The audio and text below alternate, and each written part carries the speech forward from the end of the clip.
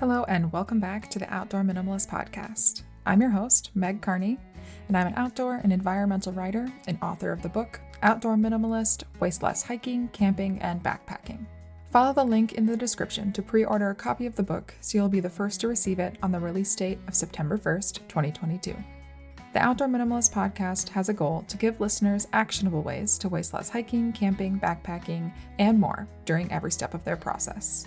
Your impact outdoors starts long before you hit the trail and goes beyond leave no trace ethics. You'll learn how to identify sustainable outdoor brands, how to ask hard questions regarding sustainability, and begin to shift and evolve your mindset to integrate minimalism into all of your outdoor pursuits.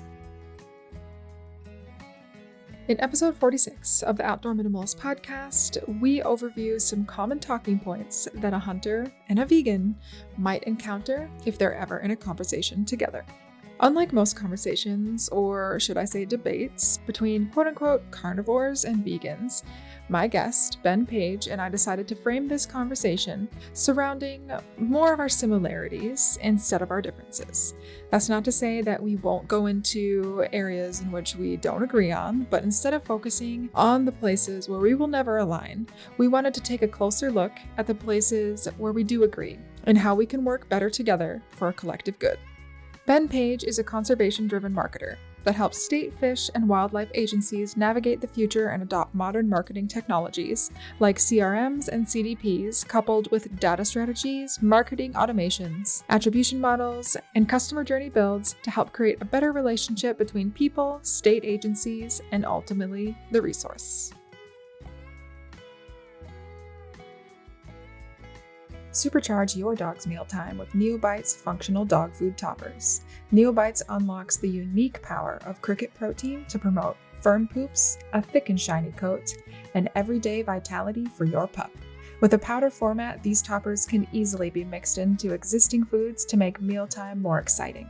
Cricket, a hypoallergenic and humane protein, is not only a better option for your pup, but it's better for the planet too, producing virtually no greenhouse gases and using fractions of the resources used by traditional proteins. Check out Neobites products on Amazon and at eatneobites.com. Use the discount code CRICKET15 for 15% off your next order. And then use the code Outdoor Minimalist for 10% off every order after that. So thank you for joining me today, Ben. I'm interested and excited to share the conversation with everyone. But before we jump into this topic, can you share a little bit more about your involvement in the outdoor industry, how you got into outdoor recreation, and what some of your favorite outdoor activities are? Yeah, thanks for having me on your podcast, Megan.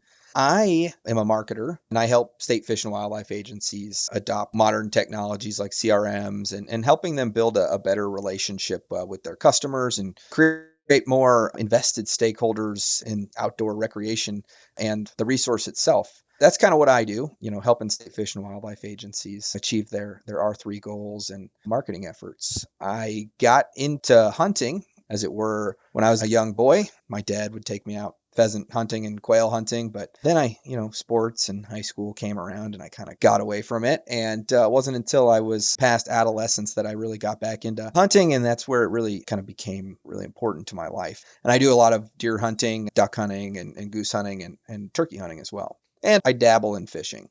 Awesome. Yeah, that's a lot of different activities, but they're all very related. Where did you grow up? I grew up in central Nebraska, just off I-80 there, and right smack dab in the middle. And so I think like the third largest town in Nebraska back then it used to be, but had like 37,000 people when I was growing up. Nice. So kind of that small town, but still big enough for all the amenities. Yeah, that makes a lot of sense. The Midwest, I also grew up there, so that's a very hunting and fishing centric kind of outdoor space, but very beautiful. Yeah. So let's just start out by, you already kind of introduced that you're a very avid sportsman. So I think maybe introducing this topic could be good to talk about your general passion for hunting and maybe how that got solidified when you were younger or how you grew into it because you kind of started again on your own as you were older, and how hunting in general aligns with your value system. Yeah. Well, first, I really want to just tell you how much I appreciate what I think you're doing right is, trying to build coalitions for conservation, as it were. And, when we first talked, you brought me on and you said, hey, I want to have this conversation about maybe the differences in understanding, hunters and vegans and how they should interact or how they could interact. And one of the interesting parts about my life is that my sister-in-laws and even my brother, they're vegans. And so although, you could hear that, hey, I grew up in the Midwest and he grew up hunting and fishing and all this, but I also grew up with being introduced, when I was a teenager to vegetarianism and these ethical food choices that, my brother's girlfriends had, and listening to and talking about and communicating with people that I've come to love and that are a big part of my life has been really formative in how I view what I do and how I communicate it. And I just first kind of like to preface this whole conversation with something that I normally do when I enter this kind of discussion, just to give your listeners some truths about me and something that they can evaluate what I'm about to say so that they can evaluate those statements and viewpoints through like a fully transparent lens, if that'd be okay. It's just like 3 quick points. Oh, yeah, no, I would love that. Great setup for the whole conversation. Yeah, because I've had this conversation a lot over the last decade and I've learned quite a bit. And so there's really 3 things that I'd like your listeners to, whether they agree with me or they think I'm crazy, I think it's really important for them to know just these 3 things about me so they can evaluate my positions, not just on their merit that I'm arguing them on, but behind their motivations as well. I always like to remind myself of these things before I go into a conversation anyway. So the first thing being that I'm entering this conversation in good faith. And what I mean by that is that I'm here to discuss honestly and openly towards a benevolent outcome together and to gain a deeper appreciation of all sides of the topic that we might be discussing. So, I don't enter a conversation with any intent or intention to deceive you or coerce you. And I'm also not here to taunt you or debase your beliefs or life choices just because they might happen to be different than mine. And I think that's important to remember, especially in this day and age of polarization, that, we seek truths and we discuss around those truths, especially in a conversation that, as both sides have a lot of skin in the game, so to say. And generally, this conversation can invoke a lot of passion. The second thing that's really important, I think, to remember is that I'm not a hunting apologist. And this is really important to remember when you hear me say things about a particular practice or methodology or perhaps an ethical approach to hunting that sounds like I'm being an apologist. And it's important for you to know that I support all forms of legal hunting and practice. So if you hunted an animal and you conducted yourself within the legal bounds, you are a hunter and I support you. If you do not conduct yourself within those legal bounds, you're not a hunter, you're actually a poacher. And that's really important for your listeners to understand about me, as I may make some comments that they might have to wonder about. Just the last thing, the third thing is that, it's my dream and my life's work to ensure that there are more wild animals, there are more wild habitat, and there's more invested stakeholders in the practice and support of hunting. So in 50 years, I want that to be true. And I want all 3 of those things. And I imagine that your listeners probably also want more wild habitat, more wild animals on the landscape. But where we differ is probably that last point. And to just kind of get that out of the way. So if I've only accomplished 2 of those things, being that there are more wild animals and more wild habitat, but that hunting has lost relevancy and support, I will have failed in that mission. So I think those are just 3 really important things to take with you as we move forward in this conversation. Sorry, went on a rant. Yeah. No, yeah. Thank you for sharing all of that. I think that it's helpful to understand where people are coming from just on that basis. And I have seen other conversations between hunters and vegans kind of go in a direction that isn't educational and it isn't constructive. So I really appreciate that you can kind of lay that foundation right off the bat. Yeah, and I've participated in those conversations as well. There's been a lot of learning for me over the last, 10, 15 years in that respect. I can agree with that. I think that the way that I speak about veganism is much different than it was when I first became vegan. So I think we are on a similar path of growth here, just in different realms.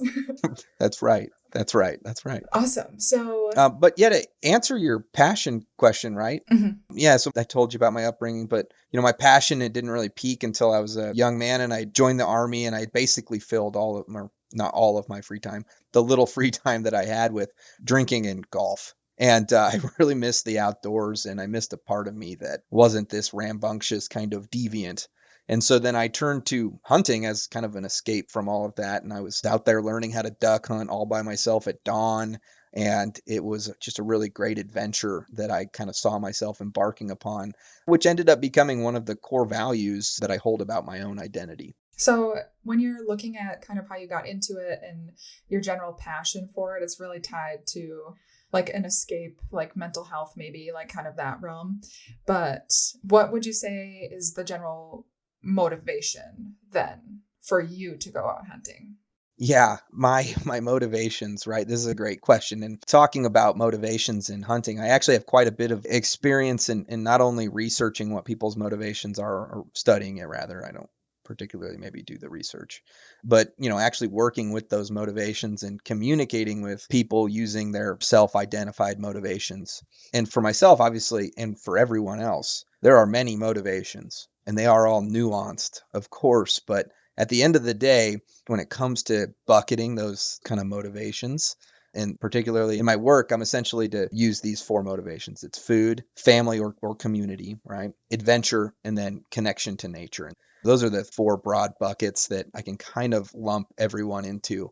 But also, I think it's really important to dive into the individual level here as well, right? And what's even more important, actually, maybe not more important, but more interesting, I should say, is that the reasons that we hunt are oftentimes different than the reasons that we tell ourselves and others that we hunt, right? Like I said, it's broadly categorized into food, family and community, adventure, and connection to nature. But what often do you hear as reasons to why people hunt, right? Well, I do it to help reduce the population of deer herds, and without me, they'll become overpopulated. I do it to fund conservation, or I actively participate in a healthy ecosystem, or I do it to feed my family. We eat what we hunt. You've heard all those before, right? As like motivations or reasons, correct? Yeah, I think those are the most popular ones that I would be familiar with. I mean, Yeah. the five things that you laid out are what a lot of people say. But then if I'm having a conversation with someone, they'll often use that Yeah. population control and other aspects that you mentioned. Yeah. But at the end of the day, Megan, right? I do it. I mean, I hunt because I enjoy it. I really do. I enjoy taking my daughter out into the woods and spending quality time doing things that my grandpa did with my dad and my uncles and my mom and then theirs before them. I enjoy the adventure and solitude of trying to harvest a mature age class deer with my bow because it's a challenging venture.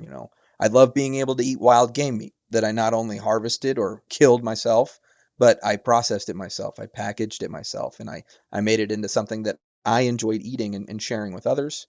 I enjoy waking up early, being cold, sitting in a tree or a marsh and seeing nature in most ways that people never will.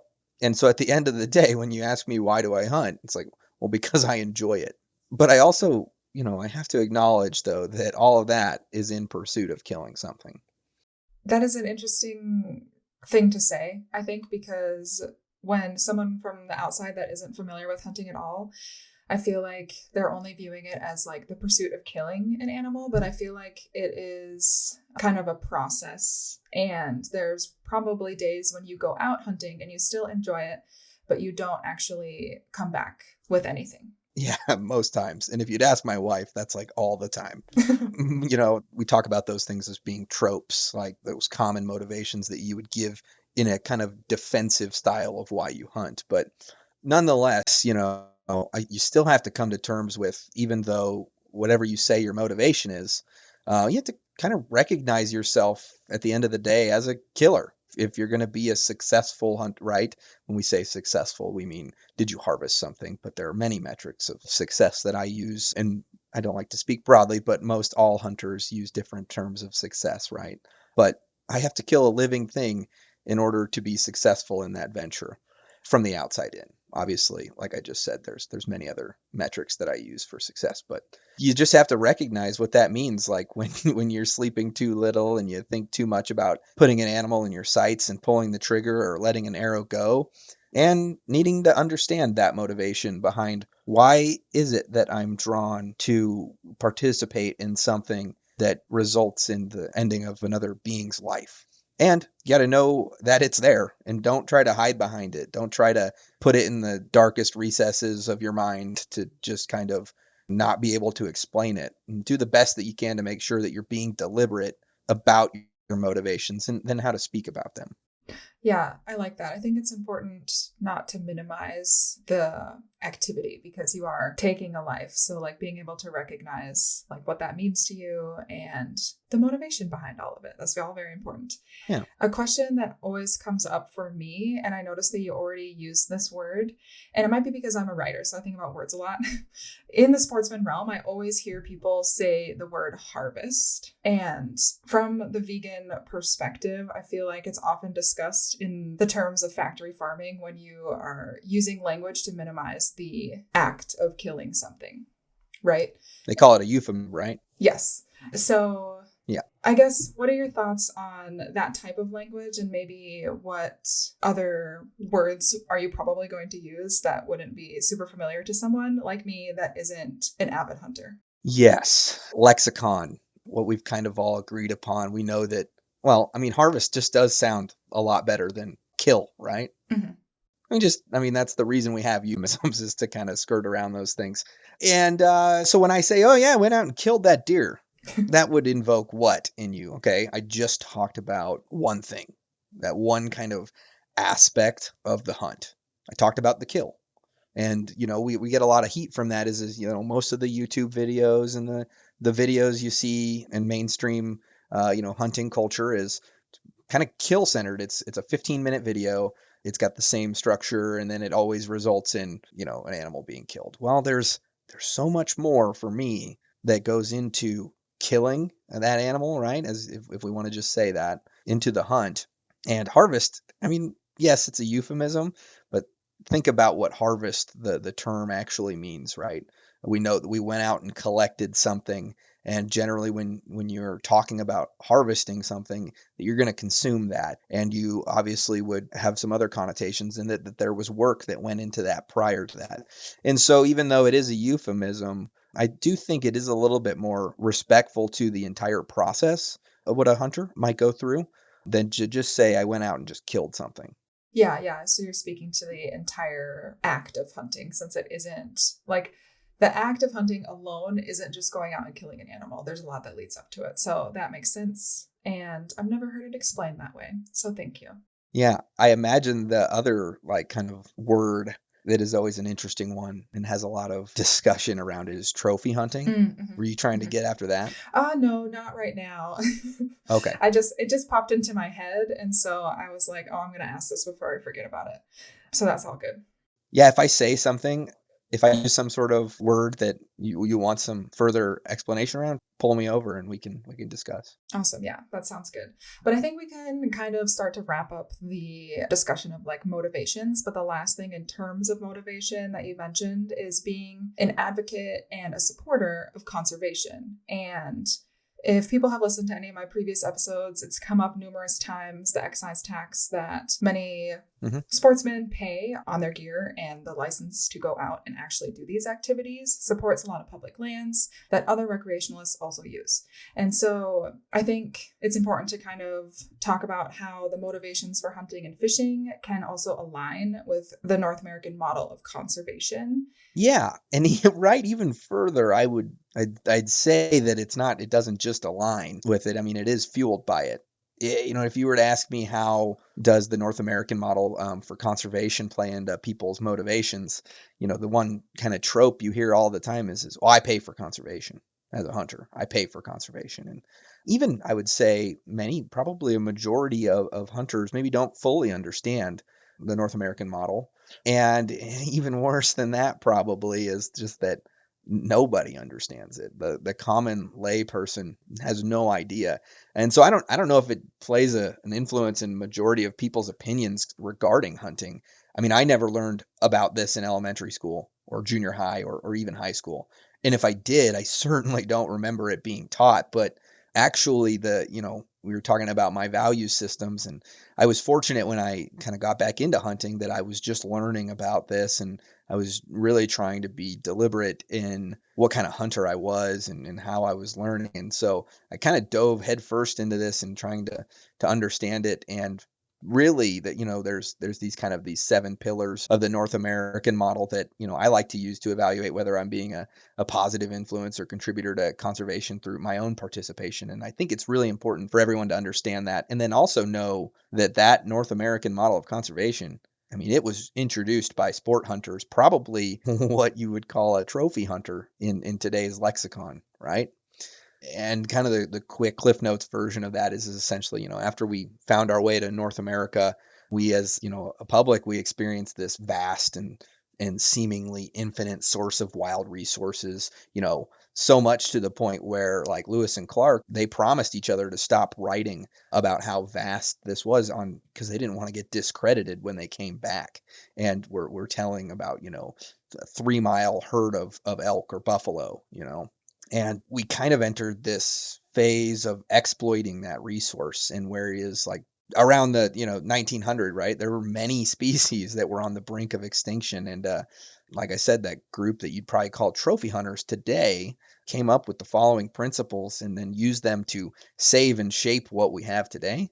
And it was a tough fight that was fought for probably against popular opinion, and it's responsible for any amount of conservation that we've got today. And for anyone that hasn't looked at what those principles are, do you want me to just go through them really quick? Or yeah, if you just want to give like a short version of what those 7 are, because I haven't talked about it before on the show in that great of detail, so I think it could be good. Yeah, perfect. Okay, just right off the top of my head. So the first tenet, essentially, that fish and wildlife, they're public property.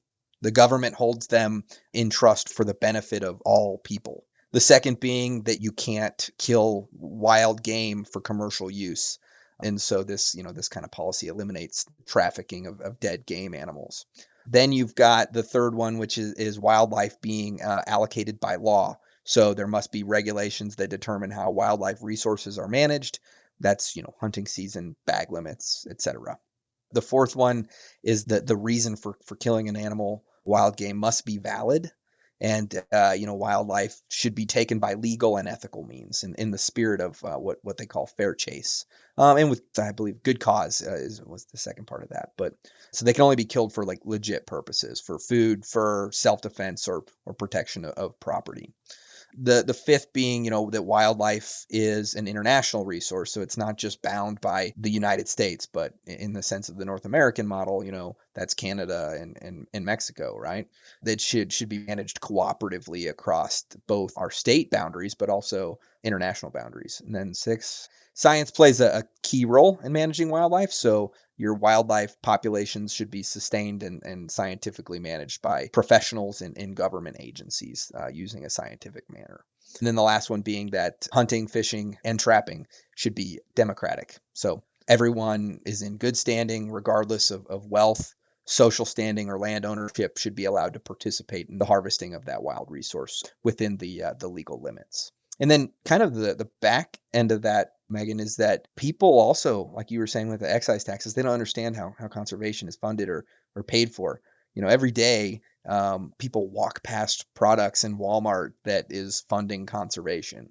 And it's a huge disservice to the public opinion of sportswomen and men in the industry, and then just to the resource itself, to not know how it came to be that outdoor recreation opportunity got funded. So like you were saying, there's those excise taxes. So when guns, ammo, certain hunting gear, and then there's their fishing gear as well, right? As they're manufactured and sold, there's this excise tax that goes directly to a federal coffer or a pool of resources. And then, these excise taxes came to be through the Pittman-Robertson Act, which is kind of the hunting and shooting side of things. And then the Dingell-Johnson Act, which is the fishing side of things. And from that pool of excise tax, which is quite large, the federal government then turns around and pays state agencies. Well, it doesn't pay state agencies. It matches state agency revenue funding. So, a state agency, they sell a hunting or a fishing license, and as long as that money only goes towards conservation, then they are eligible to receive matching funds from that federal funding source. So as long as they're not allowing those license dollars and that funding mechanism to go towards anything other than conservation or public benefit of outdoor recreation, they can receive those federal dollars. And so that's kind of the quick notes of the North American model. Yes, that was very snackable. Thank you. Yeah. I think with the excise taxes too, it's important to remember that this happened a long time ago, and that the hunters and the anglers were the people really trying to move it forward. There maybe was some people that disagreed with it, but I feel like for the most part, there was a lot of advocates during that time to introduce this type of tax to fund conservation in this way. Yeah, absolutely. I know that I said that we would move away from motivations, but then I realized my next question is somewhat related still. So we already talked about a lot of the different, I guess, quote unquote arguments for hunting, but I also want to talk about something that I guess I would call sustainable hunting. And when I think of that, I think of the Hunt to Eat organization and movement, where you are hunting to provide for your family and you primarily eat wild game. But also the vegan view, I guess, that factory farming is bad and it has a huge environmental impact, as well as it's a terrible environment for animals. And so hunting can be seen as like a lesser of two evils in that frame. And so sustainable hunting in that realm would really be focused on opposing a CAFO or factory farm environment. And so you're gathering your proteins elsewhere. Yeah. So I guess I don't know how much involvement you have in that frame of mind when it comes to hunting, but what would you say would be kind of like the primary supports or arguments for quote unquote sustainable hunting? Sure. Yeah. And just one quick thing before we go, kind of calling it sustainable hunting. We've got some terms and some lexicon, right? on this side of the wall that we use. And so the first thing that I'd say is like, when you look at hunting and kind of talking about the North American model, all hunting is sustainable, but I understand what you were getting at. And so there's movements that we call, the hunt to eat movement. There's a big one, locavore, right?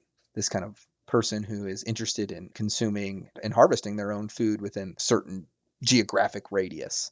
And then that, like I was, the hunt to eat. Another one of my favorite ones is huntitarian, where there's, the only meat that you consume is meat that you've hunted yourself. And really quick to caveat on this, being from the Midwest and having a lot of friends and family that are farmers and ranchers. As much as I said I wasn't a hunting apologist, neither am I an apologist, or should I say a critic of the American farmer. I understand the history that's passed us by to create what today is considered mainstream farming and commercial farming and ranching practices. And so I don't enter this conversation to demonize them. Obviously, the people that I'm talking about would not be considered, these big time commercial farmers. But I just wanted to kind of lay that out there real quick. I personally enjoy removing myself, albeit maybe not completely, from commercial farming practices. And honestly, so do many hunters, that we eat what we kill, what we harvest. And I don't know if this would be an appropriate time for me to kind of bring up. I think this is a really good exercise. And I always ask people that I converse with on this topic, and it's essentially this, Megan. It's like, so the animals that I kill, they get eaten. And they replace a lot of food items that I would otherwise have to rely on from the store and this, commercial farming activities that we're talking about. And I'll admit that my argument in this is not bomb-proof, okay? But you will find no wanton waste with me. I do my best to get as much meat as I can from the processing of game meat, even if there might be some waste. Although I do process and eat more organ meat than most. I still leave the hide most of the times and the entrails out there. They get returned to the earth without me. And I'm also occasionally guilty of letting some leftovers get devoured by the refrigerator. My dogs do get their fair share of scraps. But a lot of I don't buy much meat at the store, or even these days consume much beef at all, because I kill about 3 or 4 deer a year, and then pheasants, ducks, and whatnot to sustain myself. And side note here, my wife is pretty much a vegetarian. So it's me and the kid that eat most of the meat at the house. So, and of course, I frequently gift friends and family, meat as well. But my food, and this is the argument here that I'm going to ask everybody to kind of evaluate this. Don't be offended by it. But my food, or the portion of it that comes from hunting, comes from a natural process in both rural areas and urban areas, along with their interfaces as well. And the processing of that meat is handled by me. I saw where that food came from and how it got packaged, I know what it was eating. I know the cost of it. And when I say the cost of it, I mean, I saw the life, leave its mortal body, as if you were to say. And I always ask, vegans, can you say the same of your food? Now, this isn't just a question I would ask a vegan, by the way. This applies to everybody because I feel a lot more closely aligned to vegans in their deliberate food choices than I do most of the rest of the population. And I know that I still haven't crossed your threshold of where you stand in your deliberate food choices because, I mean, you are probably much more strict. I will still occasionally, when traveling, eat a, McDonald's cheeseburger, right? And the thing that I just kind of claimed or praised in my food choice of having witnessed and like that I killed the animal myself, that probably, that doesn't fly for you. But I challenge that you as well, maybe you don't know the cost of your food in terms of life or habitat. And I'd probably argue that the method of harvesting your own meat from a deer or a duck potentially less destructive in terms of life than it would be to sustain yourself through the practice of monoculture row crop only. In fact, I often am inclined to say that if your food doesn't come from regenerative agricultural practices, you probably aren't even making the grade according to the standards that you would be applying to hunters. Right. There's a couple of points in here that I'm noticing. Like you're tying a lot back to connectivity because you are harvesting this animal. And you're also kind of speaking a lot on that like locavore and just mindfulness around what you are actually consuming. And so I think no matter the diet, just kind of like you were saying, is awareness around how your food is grown, how it's harvested, how it's produced, how it travels, and how it's packaged. Like all of those things have an influence environmentally. And so like when you're strictly hunting in the locavore sense or just the hunt to eat, or I don't remember what the other one you called, where you're just eating. Huntitarian, yeah. Huntitarian, yeah, there it is. Yeah, okay. There you go. If you're a huntitarian, then you are kind of cutting out a lot of those things because you're doing all of that work. You're not having someone else do it for you. But then you're also having to go to the other side because you likely also eat plants. Yeah. So like the cost in between is like a balance because contrary to popular carnivore belief, people beyond vegans and vegetarians also eat plants, just for all the listeners. What? I know, it's crazy. Yeah. Crazy. I don't eat any plants. No, I'm just kidding. None. I mean, I guess there are diets where people just eat meat, so I shouldn't say that. But I have experimented with the carnivore diet. Oh, really? Interesting. It left a little to be lacking. Yeah, I got rid of the extra tire around my stomach for a little while. And if anybody was listening to what I said and felt sort of kind of attacked, I really meant what I say. I come to this conversation in good faith. And I just think it's a really important lens to like evaluate, are you being as deliberate as you're asking others to be in understanding how your food gets sourced? Because to plant a monoculture row crop, like soybeans to make all those like tofu, is that what you're talking about? That's made from soy. What do you call the vegan burgers? Oh, the Impossible Burgers. Okay. Yeah, like the Impossible Burgers, right? Yeah, exactly. Like there's a lot of habitat gets displaced to create a bunch of just soybeans, and that's not even just displacing natural vegetation, but and you got to spray all that stuff and it kills all the bugs and all that. There's just a whole bunch to that side of things. And so I'm not calling anyone out for that. I'm just saying to understand how deliberate you are being in your food choices and to maybe not be so critical of others as at least the ones that are striving to be better. Yeah. And I think that was the main reason why I kind of wanted to have this conversation on the podcast is because a lot of times it is really polarizing and it's just kind of like trying to point out each other's faults where it's like, well, actually a lot of our intentions are really similar. We have a different method of pursuing them and like, we're not going to agree on everything, but instead of pushing each other away, we could probably make more progress if we worked together in some aspect. Yeah. And I always, when you talk to somebody and they're like, you get on the topic of hunting, one of the things they always convince you, oh, well, PETA and all this and all that. How do you think about that? It's like, I mean, dude, I don't like my concern or the threat to hunting does not come from the anti-hunting movement, or vegans, right? That's not the threat. Mm-hmm. Mm-hmm. The threat is, if we're on a bell curve, you and I, Megan, I'm on the way left and you're on the way right, and there's a small number of us. And we have so much more in common than the large, higher portion of that bell curve. Basically, what I would call the disinterested, or basic, what do you call they don't care in the middle, right?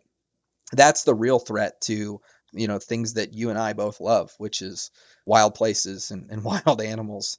And we have so much more in common, and we really need to be leveling that bell curve and working together to create these coalitions for conservation and finding the things that we can align on, even if like you said, if our means are not the same. I don't necessarily see us as enemies, but perhaps maybe two sides of the same coin. Mm-hmm. I think that is a good transition to just kind of talk about the main argument, I think, for most vegans, and even just average people that are opposed to killing an animal themselves, would be the ethics of hunting, like the act of hunting and going out and harvesting those animals, or eating meat in general. So I guess, do you think that hunting can be considered ethical? Yeah, here's the deal on that, right? Ethical. It's a sandbox, right? It certainly can. And I think one of the most common forms of ethical defense that you see practiced by hunters is that they approach it from this utilitarian standpoint. And when I say utilitarian standpoint, a lot of people often, that method can have a lot of negative bias in being that, the means justify the ends, or so to say. But when you happen to decrease the funding model for conservation, and I'm not saying that those people that are against hunting aren't stakeholders in conservation. It's just that they aren't paying stakeholders. And what happens when all of a sudden we just end that practice? And so, you guys know who Steven Ranella is? Is he the meat eater podcast? The meat eater. Okay. Yeah. I guess he has a show too. Yeah. Yeah. The only reason I bring him up is there's like this common thing that people bring up to me is this clip on YouTube where he's in a bookstore having a conversation with an anti-hunter, and he states that this, like, hey, listen, I care much more about the idea of deer than the deer itself. And don't go looking for yourself. I might have misquoted that. But I always thought that was like kind of maybe a disserviced take on it. But nonetheless, I guess, Megan, is like, the question is how can I sit here in this conversation and tell you that I cared more about that deer that I killed than you do, other than through like a utilitarian standpoint, where it's like, I paid for his house. You know what I mean? I paid for that deer, right, to have a price that we put on him or her, so that I could pay for it, or the opportunity to go hunt that deer, and that all that same money goes back into, what we would call conservation. And so I think that's the most common ethical viewpoint that you'll find. I obviously have explored a lot of other ethical approaches and placed things on myself to make sure that I'm okay with what I do. I have actually seen that clip. I think everyone's seen that clip. It is interesting, though, like hearing you talk about it, because obviously my thoughts on it were very different. And I guess I'm not going to like try to oppose you in this, but I am going to kind of just share my thoughts on being an ethical vegan and how maybe it could have been discussed further. And most ethical vegans, which veganism in general has been somewhat mislabeled and misunderstood, especially with more processed plant-based foods. And so like the ethics of it like date really, really far back in the religion of Jainism. And so all of that is the intent to minimize harm. And so if you're minimizing harm, then you're also ethically against exploiting or killing anything. So when Jainism was around, that, I guess maybe some people still practice that, but they don't even kill insects. They won't eat root vegetables because it will disrupt habitat. So that is a really, really extreme example. Okay, like most people that practice ethical veganism in today's world, they're still causing a fair amount of harm because of the way that their food is produced and the way that we live our lives. And so when I watched that clip, I was just kind of thinking like, okay, but then that's still an exploitation of, I guess, that habitat and animal to an extent, because even though you're funding that land, you're still taking a life that didn't ask to be taken. Yeah. So that's kind of like where I think a lot of ethical vegans would stand on that aspect. Yeah, absolutely. The other thing too, I think this is a kind of a principle difference that I've always found very difficult to communicate and not sound like a monster. Is that I don't place the same, that you say that deer, of course it did not want to be killed, right? It's built to not be killed. And that's what it does. It can smell you, can hear you, and it's really fast. And every being is of that kind of there's not like an animal that's not trying to escape death, as it were. I don't ascribe, and this is tough to try to communicate to a 4-year-old girl that I'm trying to teach, to be an ethical and moral hunter. Yeah, I think that is a good point. And I think this is kind of a good place to discuss maybe some of the differences between the types of hunting that we have been talking about, where it is more on that sustainability realm. Maybe it's health, that you want to eat animals that came from a natural environment, whatever it may be. But another really big hot topic that I'm sure you have a lot to say about, that vegans will always oppose, I think, in all situations, is trophy hunting. I guess, what would you have to say about that? I mean, you can also explain what trophy hunting is. And I think to a lot of vegans, it doesn't feel like there is a proper motivation, maybe. Whereas like when you are going out to kill ducks, you're actually consuming that animal. Whereas when you're trophy hunting, does that happen? Or is it really just for sport? Nah, I think we've all been deceived here. And I say we, as in both of us, both sides, hunters and then those who oppose it. So this term trophy hunting, I think it's a divisive lexicon created by the most extreme of both of our parties that honestly was implemented to create extreme argumentation and dissuade us from seeing eye to eye in order to, perhaps drive a wedge further between those people who want to discuss our opinions in good faith and those that do not. Ask me, am I a trophy hunter? I mean, Megan, every year I try to kill a deer with larger antlers than I killed the year prior. Yes, right? Wouldn't you agree that merits that I'm engaging in what would be considered trophy hunting? Yeah, I would think so. Yes, right. So I'm choosing to harvest an animal based on not one, how much meat it will provide for me, right? I'm looking at its antlers and saying, oh, I killed a bigger one than I killed last year. 2, I'm not choosing to harvest that animal based on that it's costing me the least amount of resources to accomplish my objective, right? If I'm passing up smaller deer every time, I'm not putting meat in my freezer. It's more gas I have to spend. It's more time away from my family. Right. And then 3, that form of hunting, if I were to communicate this fact that I'm doing this, which I am right now, that's not widely accepted by external groups. But what I'd say, right, is that I hang those antlers in my house in the hopes that others will see them and then, ask me about them so that I might be able to relive the story of that hunt one more time, or in the hopes that it might create another stakeholder, another hunter. If you could, Megan, could I ask you a question? So what would you describe the form of hunting that is the opposite of trophy hunting? I guess the opposite of trophy hunting would be kind of that locavore or the huntitarian, where it is like strictly you're doing it as a form of sustenance. Like, yes, I'm sure you gain some type of pleasure from it, and you tie a lot of emotions like tradition and connectivity to it as well.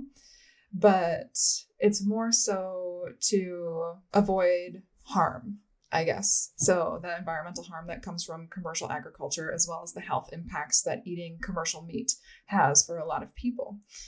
And then trophy hunting, like, honestly, how you were talking about if you get a bigger buck or something like that, that wasn't my first thought for trophy hunting. My first thought was more like going to hunt a large predator or a rhino, I guess, like there's like this weird cusp where it's almost poaching, I think, to a lot of vegans, where it's like you're getting it because I don't have a reason. It's just like question. Thrills. Yeah, right. Thrills or ego. One thing that I don't know how this will be received, right? Pretty much like most arguments that start off with this trophy hunting thing, that I have, or most conversations, I should say, it always involves a rhino or a lion, right? And what I would challenge all of us to remember is that the activities, even if we want to consider ourselves, global citizens, man, Africa is not North America.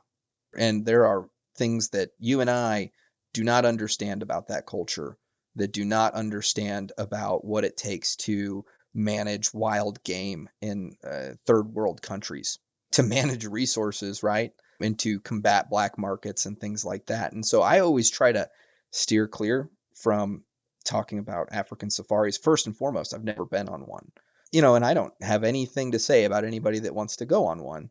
Like I said, a hunter is someone who is legally kind of adhering to the legalities, right? And so if that's something you want to do, I support you.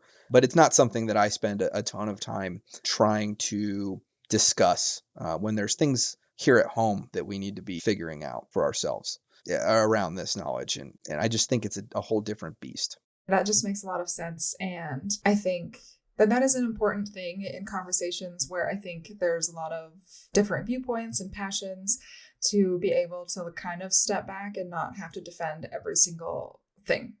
To be like, I don't feel like talking about that, or I'm not comfortable talking about that in this circumstance, or I don't know enough about that. I think a lot of times we get on the defensive and it becomes really challenging to kind of discuss the things that are actually important to you.